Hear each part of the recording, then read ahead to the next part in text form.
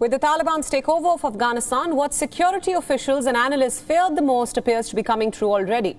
The rise of terror groups reinvigorated after the Taliban's victory. In the latest, none other than the dreaded Al-Qaeda terror group has congratulated the Taliban and called for the liberation of the so-called Islamic lands such as Kashmir. Just hours after the Taliban touted full independence for Afghanistan, Al-Qaeda put out a detailed statement and issued what has been one of its long-standing calls. Liberation of Islamic lands, as they put it, referring to regions such as Palestine, the Levant, Somalia, Yemen and even Kashmir.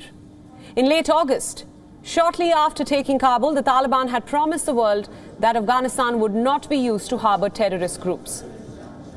It was one of the conditions of the peace deal signed by the Taliban and the US in February last year. The condition made specific mentions of the Al-Qaeda and pressed the Taliban to sever its ties.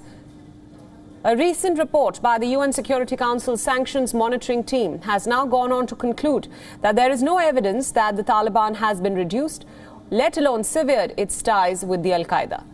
Al-Qaeda's statement gloats at the defeat of, and I quote, the American empire of evil. It praises the Almighty for breaking America's back and expelling it disgraced and humiliated.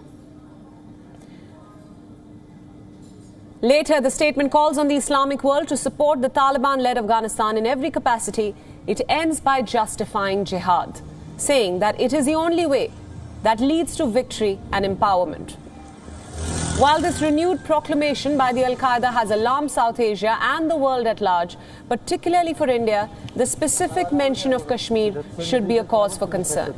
Afghanistan has always been strategically vital for India's national security, and a renewed Al-Qaeda presents a significant threat.